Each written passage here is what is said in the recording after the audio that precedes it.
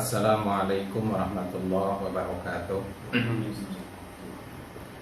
Bismillahirrahmanirrahim. Alhamdulillah. Alhamdulillah wa syukrulillah. Wassalatu wassalamu ala rasulillah Muhammad ibn Abdullah wa ala alihi wa ashabihi wa dzurriyyatihi wa ummatihi ajma'ina ila yaumil qiyamah. Amma ba'da. Sahabat radioku 89,6 FM rahimakumullah. Puji dan syukur kita panjatkan kehadirat Allah Subhanahu wa taala atas segala limpahan nikmat, rahmat, hidayah dan hidayahnya, sehingga di kesempatan pagi hari ini kita kembali dipertemukan oleh Allah Subhanahu wa taala di acara pesantren hatiku dengan tanpa halangan suatu apapun. Salawat beserta salam semoga selalu dilimpahkan kepada baginda Rasul Muhammad sallallahu alaihi wasallam beserta seluruh keluarga dan sahabatnya.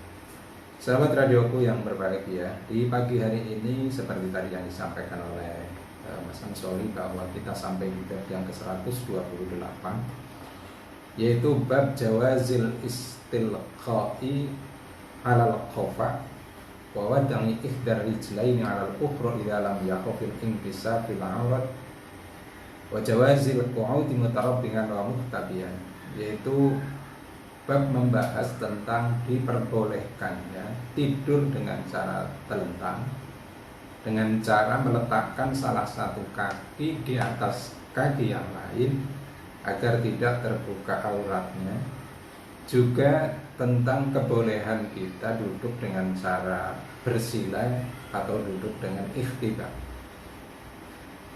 An Abdullah bin Yazid radhiyallahu anhu ra'a Rasulullah sallallahu alaihi wasallam mustalqiyan fil masjid wadi'an ihdar rijlaihi 'ala al-ukhra, muttafaqun alaih.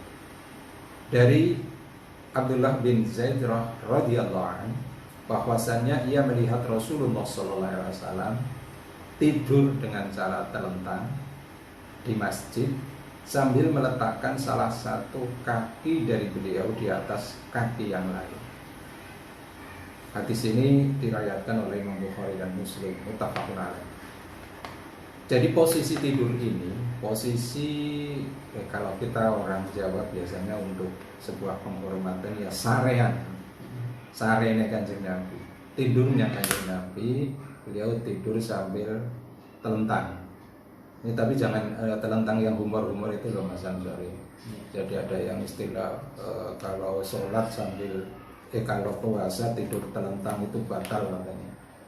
Telentang batal, apalagi telan apel, apalagi telan macam-macam. Bukan telentang ini maksud saya. Yang dimaksud adalah tidur dengan cara punggung ada di bawah, posisi menghadap ke atas, kaki salah satu di atas kaki yang lain. Ini posisi yang cukup bagus sebetulnya untuk tidur. Ketika kemarin kita di waktu-waktu kemarin kita juga membahas tentang posisi tidur yang direkomendasikan oleh Rasulullah SAW. Yang pertama adalah dengan cara tidur miring kemarin, tidur miring ke kanan dengan posisi tangan kanan ada di bawah pipi kita. Itu adalah posisi tidur yang direkomendasikan oleh Rasul. Dan ada satu lagi, yaitu dengan cara tidur telentang ini dengan posisi kaki salah satu di atas kaki yang lain. Dan satu posisi tidur yang kemarin kata Rasul itu dibenci oleh Allah adalah tidur dengan cara tengkurap, itu kan? Itu posisi tidur yang sangat tidak direkomendasikan oleh Nabi, bahkan kata Rasul dibenci oleh Allah. Tetapi ternyata banyak penelitian yang mengatakan memang posisi tidur itu tidak baik bagi kesehatan. Kemarin sudah kita sampaikan. Jadi artinya kajian kita membahas satu posisi tidur lagi yang direkomendasikan oleh Nabi, itu dengan cara telentang itu tadi. Dan ini sering juga dilakukan oleh Rasulullah SAW. Nanti insya Allah ada juga penjabaran tentang manfaat, bagaimana tentang tidur telentang itu manfaatnya seperti apa. Kemudian di hadis yang kedua dari Jabir bin Syamrah radhiyallahu anhu qala karena Nabi sallallahu alaihi wasallam idza shalal fajr tarabba'a fi majlisi hatta tatlu'a syamsu hasna'a. Hadis sahih. Dari Jabir bin Samurah radhiyallahu anhu katanya Nabi sallallahu alaihi wasallam itu apabila telah sholat fajar, yaitu sholat subuh, lalu beliau duduk bersila di tempat duduknya sehingga terbit matahari yang putih indah sinarnya. Jadi ini membahas hadis kedua membahas tentang posisi cara duduk ala Rasulullah Sallallahu Alaihi Wasallam. Jadi Rasulullah ini sesuai dengan apa yang dilihat oleh Jabir bin Samurah, juga beliau sering melihat Nabi itu duduk dengan cara bersila. Ini tentu untuk bapak-bapak ini yang cowok ini sangat familiar dengan duduk seperti ini. Terus kalau adik-adik kita di pesantren juga sangat terbiasa dengan duduk model duduk bersila ini. Ini memang kalau saya merasakan ini ketika kita habis sholat atau kita sedang tadarus baca Quran atau kita zikir, memang posisi duduk bersila ini menurut saya ini posisi paling nyaman, paling enak.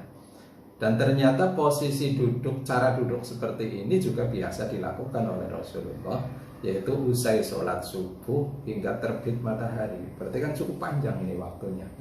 Katakanlah kalau di Indonesia kita selesai sholat subuh itu jam 5, kemudian terbit matahari kurang lebih jam 6 sekian, berarti ada waktu kurang lebih 1 jam yang biasa dihabiskan oleh Rasulullah ketika di masjid untuk menunggu terbitnya matahari. Ternyata beliau juga duduk dengan cara bersila.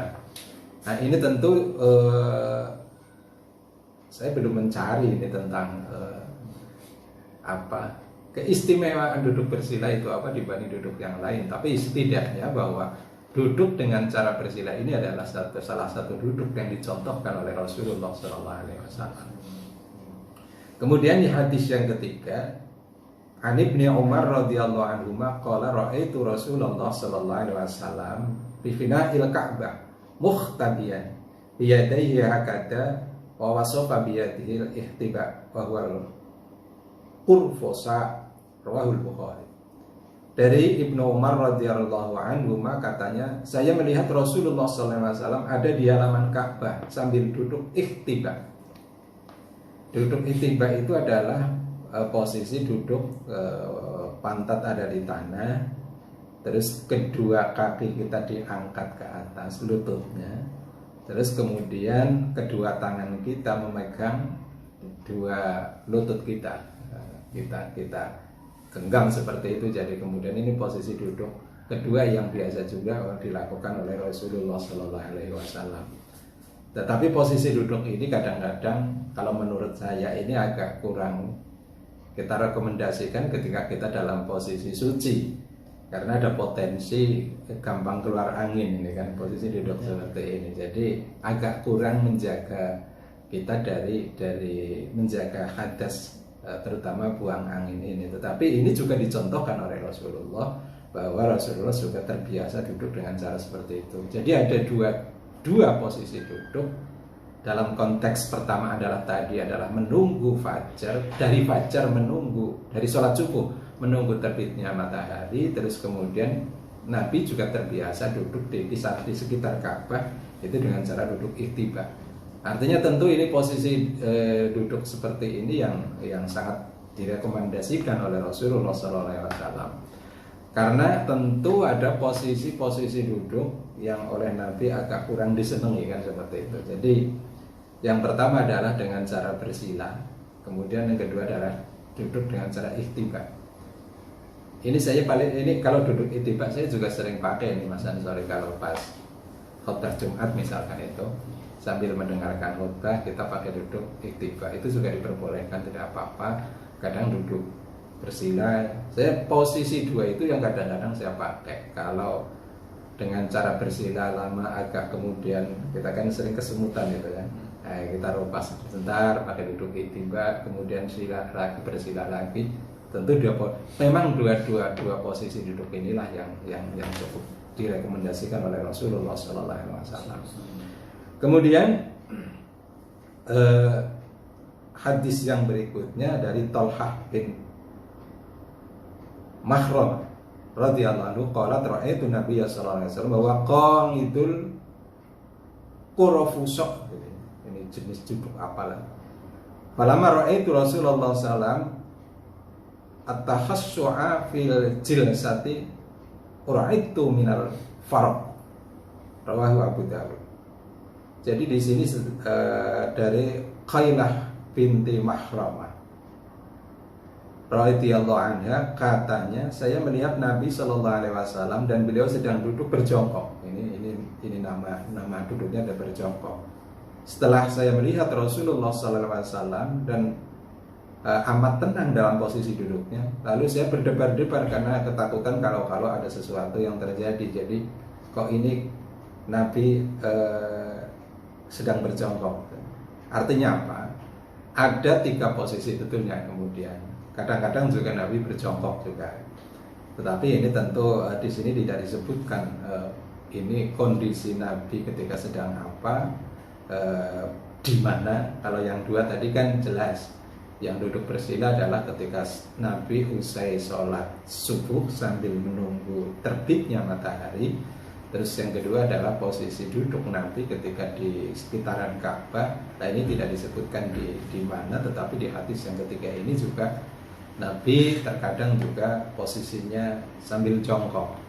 Ini tidak disebutkan sedang apa. Jadi sahabat radio rahimakumullah, jadi posisi-posisi duduk seperti inilah yang semestinya layak dan patut kita tiru dan kita lakukan.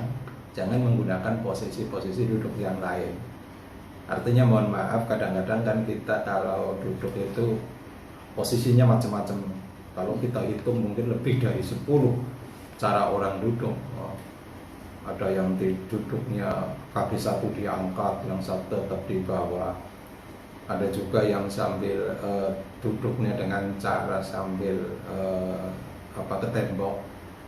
Ini tentu itu posisi duduk macam-macam, tetapi setidaknya 2 ini yang direkomendasikan oleh Rasulullah, yaitu duduk dengan cara bersila, dan kemudian yang kedua adalah dengan cara ihtiba. Ihtiba tadi saya ulangi lagi bahwa duduk dengan cara ihtiba adalah ketika kita duduk posisi di bawah, kemudian 2 lutut kita angkat di depan, terus kemudian kedua tangan kita memegang 2 lutut tadi. Ini posisi cukup enak juga sebetulnya.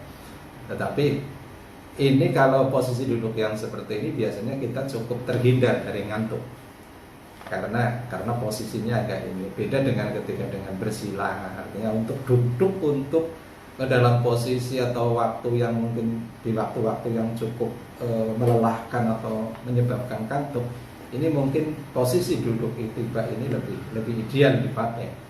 Karena saya sendiri kalau duduk model ihtiba ini memang agak-agak sulit untuk ngantuk, berbeda ketika kemudian duduk dengan cara bersila. Nah, insya Allah nanti di sesi yang kedua kita akan bahas juga tentang posisi duduk seperti apa yang kemudian oleh Rasulullah agak tidak direkomendasikan.